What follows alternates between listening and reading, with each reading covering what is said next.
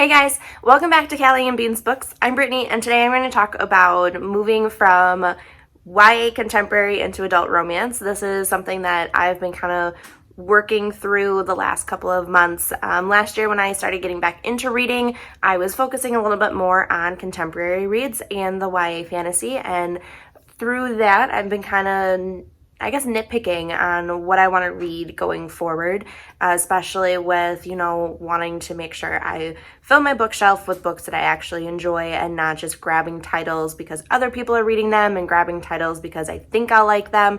It's one of those things where I'm really trying to hammer out what I want to read and what I want to keep on my shelves. One thing I've realized is the biggest thing with YA contemporary, one of the number one things you kind of think of is the traditional, a first romance or a first love trope, and that's something that I'm definitely growing out of.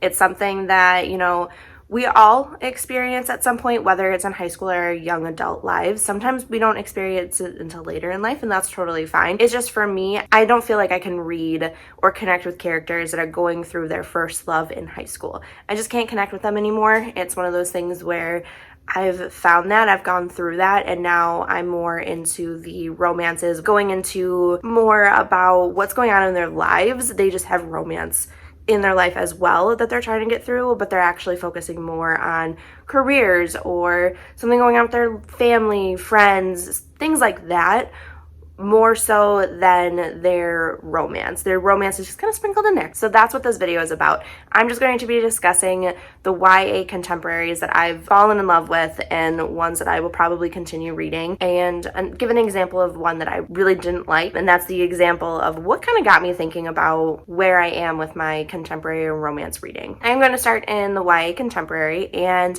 these are the titles that I absolutely love. First being, if you've been watching our channel for a while, you probably heard me talk a lot about this book. That's Eliza and Her Monsters by Francesca Zappia. This is definitely one of my favorite books. I absolutely love this story from beginning to end. Everything about Eliza and her story is just, it's gripping to me, and it definitely talks more about, social anxiety and artistry and things like that with the romance brought into the story. And it starts as a friendship, and then it kind of grows and blossoms, and I absolutely love it. It definitely opened my eyes a little bit more to what social anxiety really is and helped me understand it. This book definitely helped me understand more on what it is and what it means, and I truly love this story. This next story is more hard-hitting. Girl in Pieces by Kathleen Glasgow. This is an amazing story. It is definitely one that I really truly love. It's very hard to get through. It's definitely not one that I would call easy by any means. It's very intense. There are a lot of content warnings when it comes to this story.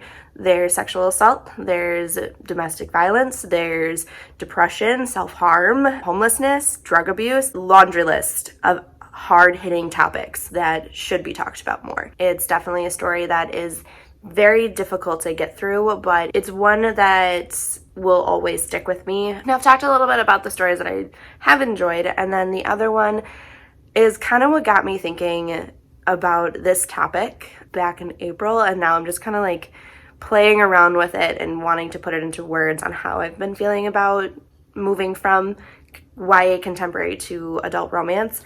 And I'm talking about Don't Read the Comments by Eric Smith. Don't get me wrong, this was a fun story. This is a dual perspective, and it tackles sexism within the gaming community. I did enjoy the banter. I did enjoy the characters. It's just some of the dialogue was cheesy, and some of the moments where I'm like, this wouldn't happen. So yeah, this is the story that kind of got me thinking that maybe I've outgrown YA contemporary, but there are stories out there that I do want to read that don't necessarily have a focus on the romance. They're kind of fun little romantic comedies that are more of the comedy than the romance. We'll see if I actually get to them. So I'm going to dive into the adult romance part, where I've been nitpicking what I've really enjoyed about adult romance, the tropes that I like, the tropes I don't like. I believe I started reading adult romance with this story on Honeymooners by Christina Lauren. This has two of my favorite tropes: fake relationships and enemies to lovers. So I'm like, okay, this is going to be great. And it was great. I thoroughly enjoyed it from beginning to end. This is a really fun story if you actually just want to jump right into adult romance and you want to have everything that has has to do with adult romance, minus the shirtless hot guy on the cover, this is definitely one for you. The main characters have to fake being married to be going on this honeymoon because the married couple they have in their lives, it's the main character's twin sister and then the male main character's younger brother. They're the married couple, but they get food poisoning, so they can't go on their all expenses paid honeymoon. So the twin and the brother fill in for the married couple, but they hate each other, so fun ensues. I did really enjoy a fake relationship dealing with enemies to lovers into more of like that friendship into an actual sexy relationship. This is definitely one of my favorites when it comes to adult romance just because it is fun and I just really enjoyed it. So the next story I'm going to talk about is The Hayden Game by Sally Thorne. I can't remember if I started with this one or The Honeymooners. I just know that these are the first two stories that I read when it comes to adult romance. And this one also has enemies to lovers, but it also has a workplace romance. So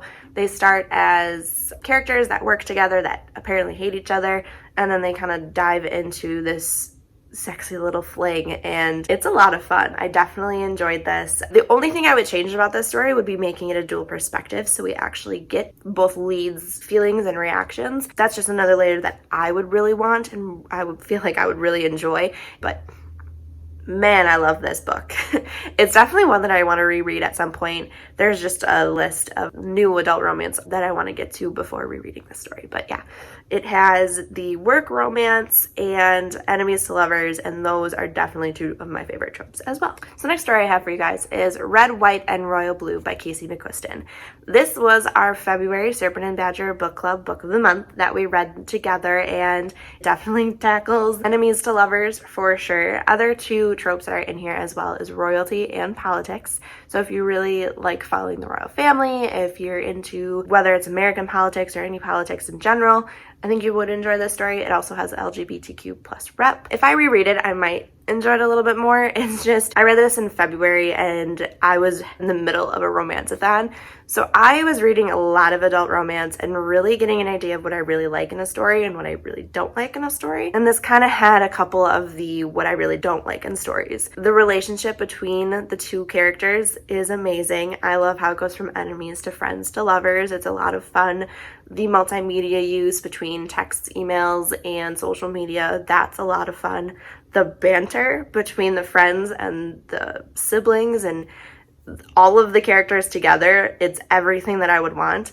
What falls short is the smut. I was coming off of reading some books that had a lot of very well thought out and wonderfully done scenes. The smut scenes in this story just kind of fell a little short. That's really the only thing that I had issues with. Otherwise, it's a lot of fun. You'll find across the board a lot of people love this story, and I liked it. I didn't love it. So the next story I have for you guys is Good Luck Charm by Helena Hunting. Now this is one of my favorites. I really enjoyed this story from beginning to end.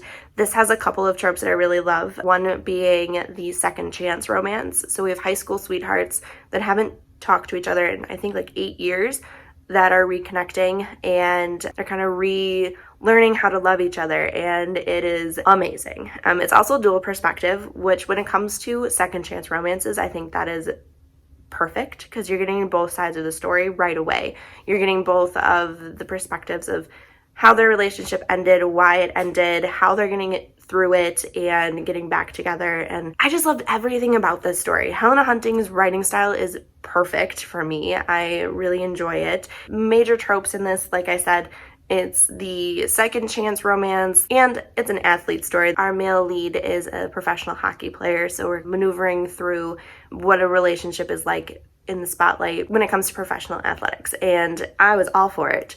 So this is definitely one that if you like second chance romances and dual perspective and you really enjoy athletics, then I definitely recommend this book for you as well. So I only have a couple more books that I want to talk about. This next one is one that I just recently finished. It is the June Serpent and Badger book club book, so I'll be jumping on our Goodreads to discuss that here shortly. And that is The Wedding Date by Jasmine Guillory. The major tropes in here, we've got the fake relationship and a fling, but it isn't an official trope. It's the miscommunication or lack of communication within the relationship that annoys the crap out of me. The major conflict is just the characters not communicating how they feel to each other, like, oh, this is just a fling. but deep down they know that they want more, but they're not communicating that they want more. So it's just, they're going through the emotions, and it was annoying for me. Otherwise, everything else was pretty great. I liked the meet cute between the two of them. They get stuck on an elevator, and then they're having this cute little flirty back and forth, and then it turns into, hey, you want to be my fake girlfriend at this wedding that I'm going to, and it goes from there. And then they're going on weekend trips together, and they're wanting to be more but not communicating that they want to be more. So if they communicated, I feel like I would enjoy this more. I am definitely enjoying the proposal more than I enjoyed the wedding date so far. If you like fake relationships, this is definitely one that I think you would enjoy, but you have to get past the lack of communication.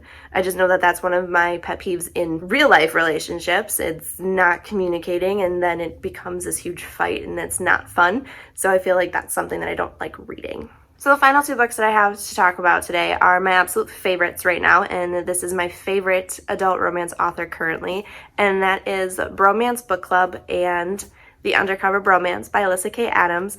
I absolutely adore these stories, and I think it's because she doesn't really use the traditional tropes. In Bromance Book Club, we've got the second chance romance, but it's because the main characters are trying to fix their marriage, and they haven't officially split up. They haven't filed divorce papers. They're just going through and trying to fix their relationship. And in this one, we don't really get the traditional enemies to lovers.